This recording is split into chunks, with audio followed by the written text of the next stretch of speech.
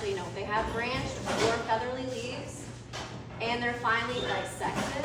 So and they also whirl around the stem.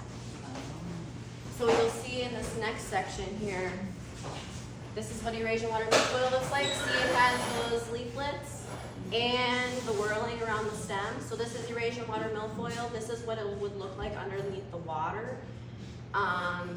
The main characteristic to look for Eurasian water milfoil is counting the leaflet pairs on one side. You don't have to count all of them on one leaf, just one side. So if we counted these, 1, 2, 3, 4, 5, 6, 7, 8, 9, 10, 11, 12, 13, 14, 15, 16. There's 16 on one side. Eurasian water milfoil has 14 to 21 leaflet pairs. So this would be considered Eurasian water milfoil. In the water, it has that reddish stem sometimes. So the color is a secondary characteristic to look out for. You can't use that to determine if it's in the species or not. The one thing that you'll have to look for is counting the leaflet pairs. But it does get tricky because the northern milfoil and the hybrid are very similar in what this looks like. So you can't always go by the whirls either, because Eurasian water milfoil and northern water milfoil only whirl 4 times. The one thing that you have to go for is the leaflet pairs. Once it gets later on in the season, the top of the Eurasian water milfoil plant will have a reddish tip. But I've seen northern milfoil do that too, so you can't always go by color for that either.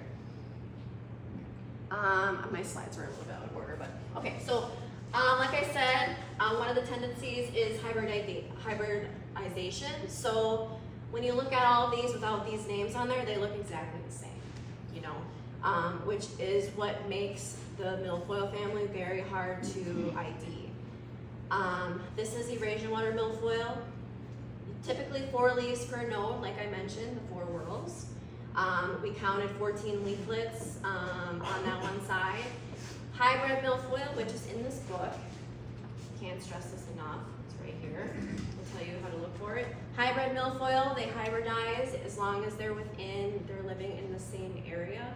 So the hybrid milfoil has the same characteristics. It takes from both the native and the invasive. Usually, if you can't ID it, the best way to do it is do eDNA, which can be expensive and you have to send it to a lab. I don't do that, unfortunately.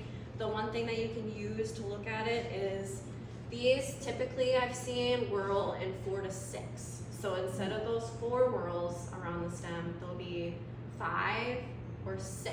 So it looks a lot bushier. And the pairs of leaflets are intermediate. So they'll either have 10 to 14. Typically